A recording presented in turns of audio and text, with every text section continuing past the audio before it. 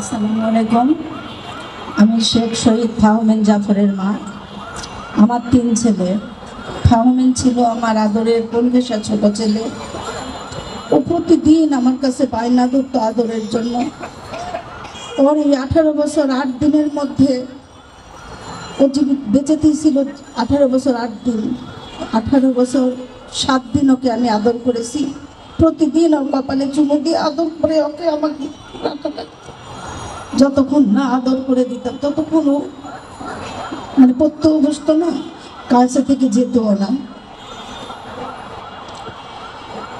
আমার ছেলে রাজশাহী কলেজে স্কুল থেকে পাশ করছে। ও যথেষ্ট মেধাবী ছাত্র ছিল। আমার ছেলে কলেজে প্রায় 45,000 স্টুডেন্টের মধ্যে 7ম অধিকার স্থান নেয়। সেখান থেকে বিভিন্ন ধরনের অংশগ্রহণ করে, প্রতিযোগিতামূলক প্রোগ্রামে, জ্ঞানমূলক, বিজ্ঞান ভিত্তিক সবগুলোতেই ও কখনো খালি হাতে বাসায় ফিরে নেই।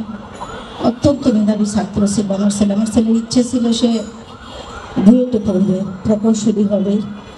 ছেলের এই ইচ্ছা পূরণের জন্য আমি ঢাকায় নিয়ে আসি ছেলেকে। গাড়ি বারবার দাঁড় করাই, কয়েক জায়গায় 3-4 জায়গায় আমাদেরকে দাঁড় করায় এবং আমাদেরকে বলে যে কেমন করে এটা হয়েছে। আমরা কিছু অংশ বলতে লাগতেই আমাদেরকে তারা জিম্মি করে, এমনকি আমাদের গাড়ি পর্যন্ত উধাও করে দিবে। হয়তো আমরা নাও প্রাণে বাঁচতে পারি। আমাদেরকে ধরে সবার কাছে জবানবন্দি নাই, তাদের কাছে আজও হয়তো রেকর্ড আছে। ভবিষ্যতে যদি ওই সরকার থাকতো, ফ্যাসিস্ট সরকার, তাহলে আমি আজকে এখানে থাকতে পারতাম না। আমাকে বলা হয়েছে অনেক, তাদের কথা মতো আমাদের কাছে তারা জবানবন্দি নিয়েছে। ওইভাবে আমরা দিয়ে সাভারে যাই। সাভার গোসল করায় মাগরিবের নামাজের পর যখন আমরা আবার রওনা দিই, বাইপাইল পাওয়ার আগের থেকে শুরু হয়েছে আমাদের কাছে বিভিন্ন ধরনের ফোন আসতে থাকে। কোথায় আছি, কী অবস্থা, প্রশ্নের শেষ নাই। ভয়ে আমরা ফোন আর রিসিভ করি না। শুধু আমরা আমার পরিবারের সাথে টুকিটাকি যোগাযোগ করে যেতে থাকি। পরে তো আমরা গেলাম, গিয়ে আমাদের দাদুর বাড়ি নওগাঁ আত্রাই। ওখানে গিয়ে দেখি মিডিয়া এবং পুলিশ, ডিসি, সবগুলো যত প্রশাসনিক লোক আছে ভর্তি। তবে তেমন কিছু করতে পারেনি, কারণ আমার শ্বশুরবাড়ির এলাকা এইরকমই যে ওরা যদি ওই ওসিডিসিও থেকে থাকে, তাদের চাইতে বড় সম্মত লোক আছে, কিছু করতে পারেনি তাদের কারণে। তো ওখান থেকে চ্যানেলে বিভিন্ন লোক যায়, তাদের সাথে তারা দেখে শোনে, কথা বলে। আমার ছেলেকে 19 তারিখে আমরা দাফন করি, বাদ জুমা করার পরে। সেদিন করার পরে আমার মেজো ছেলে তখন থেকেই অসুস্থ হয়ে যায়। আমি নওগাঁতে থাকতে পারি না, রাজশাহী নিয়ে গিয়ে ডক্টর দেখাই।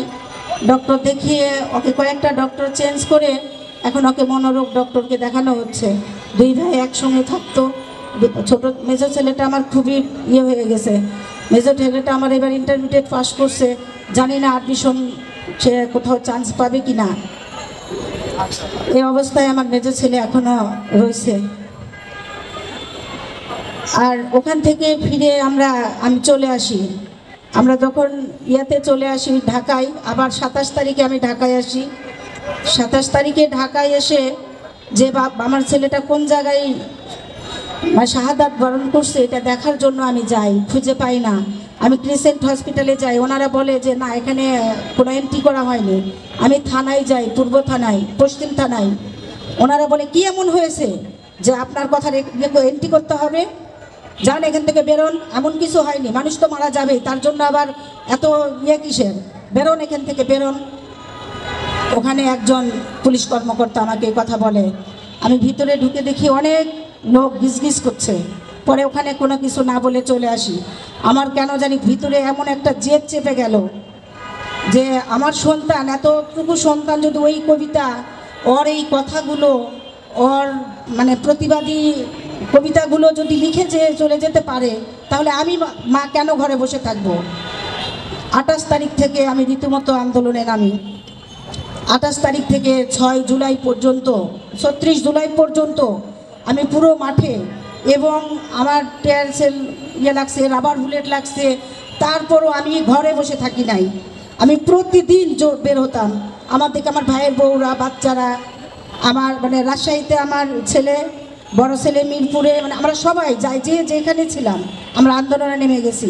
এবং আমি বারবার বলেছি যে আমার সন্তান হারিয়ে গেছে, আমার আর হারানোর ভয় নাই।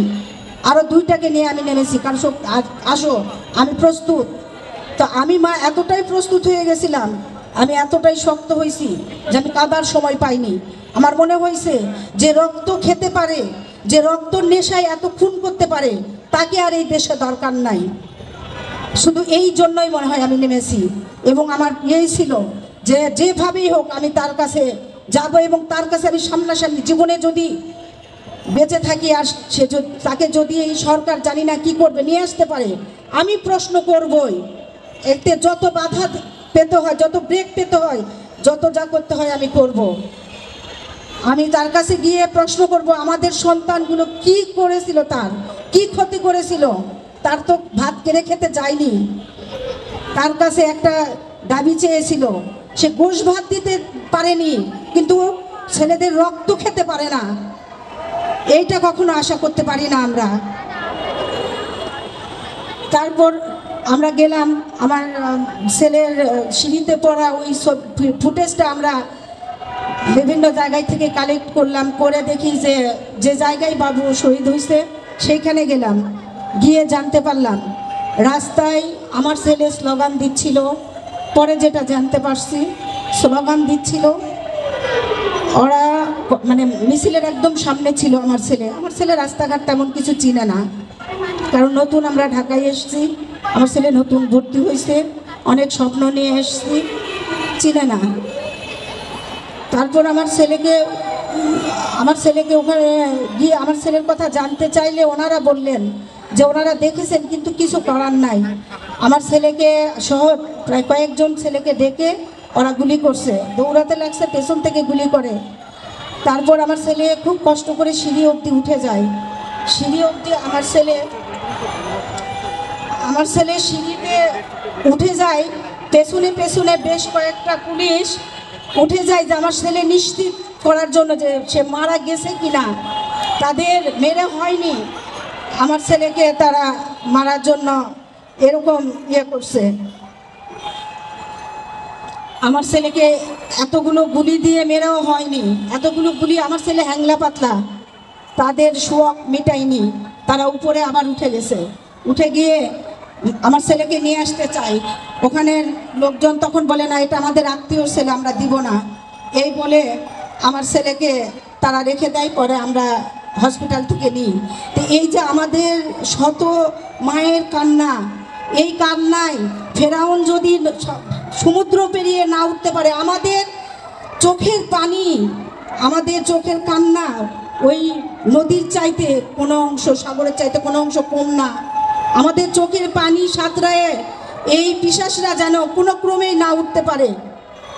এখনো পর্যন্ত এই সরকার আমাদের কারে জানি না, তা অনেকের শুনতেছি বাসায় গেছে, আমার বাসায় এখন পর্যন্ত একজন ব্যক্তিও যায়নি, একজনও না। আমাকে কেউ একটু সান্ত্বনা দেওয়ার জন্য যায়নি। কেন নেমেছিল আমার সন্তান এই ভার্সিটি, সে বাচ্চাদের আওয়াজ শুনে, বোনদের আর্তনাদ শুনে, কিন্তু আমার কাছে কিন্তু কেউ যায়নি। আমি যে জীবন নিয়ে চলেছি, আমার কাছে একজনও যায়নি, এটা আমার খুব কষ্টের।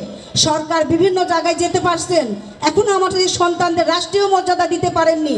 আমি আজকে বলতেছি, যারা এখানে আসেন, যারা আমাদেরকে ডেকেছেন, আমি আসতাম না, শুধু এসেছি। আমাকে ডক্টর ইউনূসের কাছে, নাহিদের কাছে নিয়ে যাওয়ার ব্যবস্থা করেন। আগামীকাল আমি যেতে চাই, শুধু আমি না, যাদের ইচ্ছা আছে আপনারা রেডি হন, আমরা কালকে অবশ্যই যাব। এবং আমি তার কাছে প্রশ্ন আনতে চাই, কেন আমার সন্তানদের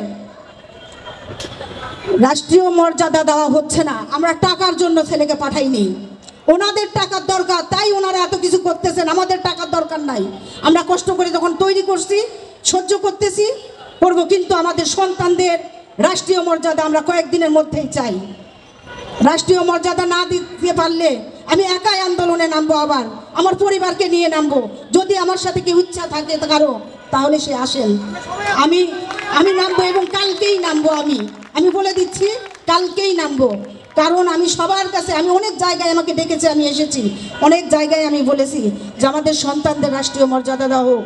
আমার সন্তান যায়নি আন্দোলনে, কেউ যেভাবেই যাক সবাই আন্দোলনে গেছে, কিন্তু কেন তাদের রাষ্ট্রীয় মর্যাদা দেওয়া হচ্ছে না? এটা আমি কঠোরভাবে নিন্দা জানাচ্ছি সরকারের উপর। আমরা টাকার জন্য সন্তানকে পাঠাইনি, আমরা পাঠাইছি এই দেশ নতুন করে তৈরি করার জন্য, সেইটার জন্য এই দেশকে ভালোবেসে আমার সন্তানের রাষ্ট্রীয় মর্যাদা আমি চাই সকলদের। এই বলে আমি আমার কথা শেষ করছি।